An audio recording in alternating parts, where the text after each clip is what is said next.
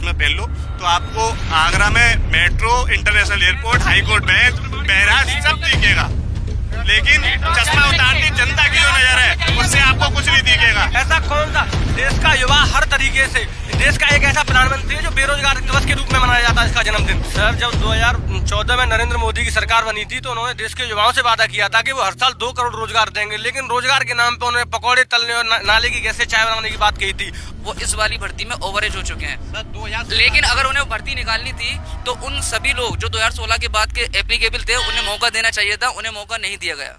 इनके द्वारा केंद्रीय विश्वविद्यालय जो है व्हाट्सएप यूनिवर्सिटी बनाई गई है, उसके कुलपति माननीय नरेंद्र मोदी जी हैं, और रोजगार के नाम पे ये पकौड़ा जो बनाते लोग हैं वो रोजगार है, और ये सब व्हाट्सएप यूनिवर्सिटी के पढ़े हुए हैं, यही देश की विडंबना है। सर, जब 2014 में नरेंद्र मोदी की सरकार बनी थी तो उन्होंने देश के युवाओं से वादा किया था कि वो हर साल 2 करोड़ रोजगार देंगे, लेकिन रोजगार के नाम पे उन्होंने पकौड़े तलने और नाले की गैस से चाय बनाने की बात कही थी। और आप इंटरनेशनल स्तर पर यूनिवर्सिटी की बात कर रहे हो, इसी यूनिवर्सिटी का बी पार्ट बनाया है अलीगढ़ में।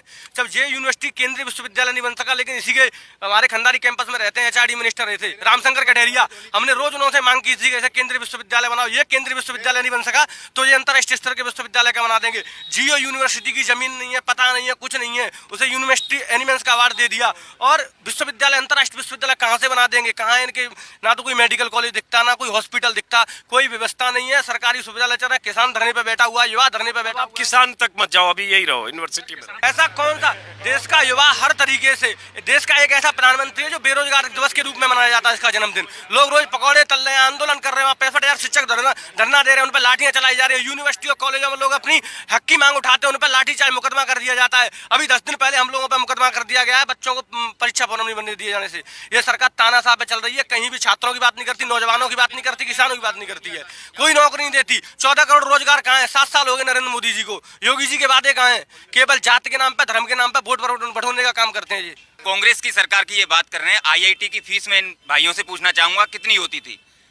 2.5 लाख रुपए समथिंग होती थी, उसको बढ़ाकर लगभग 17 लाख कर दिया। उसके जिम्मेदार कौन? कांग्रेस सरकार या नेहरू? आज आम किसान का बच्चा जो सपने देखता था कि मैं भी अच्छे से पढ़ाई करके और जेईई की परीक्षा क्वालिफाई करके मैं भी आईआईटी से इंजीनियरिंग कर सकता हूं, क्या मैं तो नहीं कर सकता? क्योंकि जो 2.5 लाख रुपए में कहीं से लोन या कर्ज लेके मेरे पिताजी करा सकते थे, लेकिन 17 लाख के लिए कभी नहीं। इसकी जिम्मेदारी भी मुझे लगता है भाई लोग कहेंगे कि नेहरू जी थे। चलिए एक मिनट, थोड़ा पीछे हटिए, पीछे हटिए। स्कॉलरशिप पूरी तरीके से बंद कर दी गई है। जैसा कि एक मिनट, जैसा कि भाई ने बताया, मुझे स्कॉलरशिप नहीं मिली। ये अगर सुबह शाखा में जाते, नेकर पहनते, तो मैं दावे के साथ कह रहा हूँ इनको स्कॉलरशिप मिलती। और दूसरी बात जैसे कि बताया 32-35 मेडिकल कॉलेज और अंतर्राष्ट्रीय विश्वविद्यालय, ये क्या है? चश्मा। मोदी जी का चश्मा पहन लो तो आपको आगरा में metro, international airport, high court bank, barrage सब दिखेगा, लेकिन चश्मा उतारती जनता की जो नजर है उससे आपको कुछ नहीं दिखेगा। मैं कॉम्पिटिटिव एग्जामिनेशन की तैयारी कर रहा हूं। जैसा कि बीजेपी सरकार ने कहा था कि हर साल 3,000 या 4,000 दरोगाओं की भर्ती निकालेंगे। 2016 के बाद अब भर्ती निकाली है, और जितने लोग उस वक्त ओवरेज नहीं थे वो इस वाली भर्ती में ओवरेज हो चुके हैं। लेकिन अगर उन्हें भर्ती निकालनी थी तो उन सभी लोग जो 2016 के बाद के एप्लीकेबल थे उन्हें मौका देना चाहिए था, उन्हें मौका नहीं दिया गया। हम लोग हाई कोर्ट में जा चुके हैं, वहाँ भी हम केस हार गए। ये हमारे साथ अन्याय है या न्याय है? हम लोगों से कहा जाता कि पढ़ाई करिए, आपको जॉब मिलेगी, हम जॉब देंगे। जॉब देंगे तो किन्हें देंगे? जो लोग कॉम्पिटिटिव एग्जाम की तैयारी कर रहे हैं उन लोगों के लिए ही जॉब नहीं है। फिर जॉब है किसके लिए? क्या पकौड़े बेचने के लिए हैं हम, या किसी और उसके लिए हैं? ना तो मैं किसी पार्टी से हूँ, ना ही मैं कोई नेता हूँ, कुछ भी नहीं हूँ। जस्ट एक स्टूडेंट हूँ, तैयारी करने वाला लड़का हूँ। और कई साल हो चुके हैं, मेरे जैसे ना जाने कितने लड़के हैं जो ओवरेज हो चुके हैं। अभी हमने डबल बेंच में ये केस डाला हुआ है, डबल बेंच में केस चल रहा है, और वहाँ से भी हमें कोई उम्मीद नहीं लग रही है। लगता है कि वहाँ से भी हमें असफलता मिलेगी। अगर वहाँ से हमें असफलता मिलती है तो हम जाएंगे सुप्रीम कोर्ट।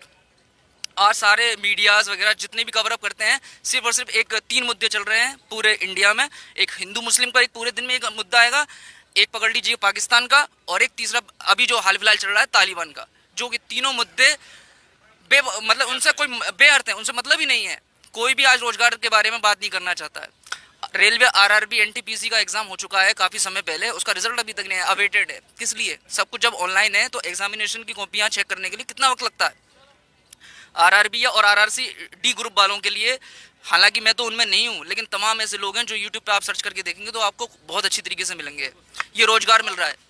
आरआरबी डी का आप देखिएगा एग्जामिनेशन कब होगा, इस तरह के पोस्ट डाले जा रहे हैं कि एक कोई जब यमराज किसी लड़के को लेने आता है, चलिए आपका वक्त हो गया, तो लड़का कहता है कि महाराज जी मुझे माफ़ कर दीजिए, मुझे आरआरबी डी ग्रुप का एग्जामिनेशन देना है, तो वो कहता है हा हा हा, अमर होना चाहता है।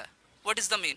इसका मतलब ये है कि सर सरकार कोई भी हो, लेकिन इस समय जो सरकार है वो सिर्फ आपको लॉलीपॉप दे रही है, रोजगार देंगे, लेकिन पकौड़े के तलने के अलावा वो कुछ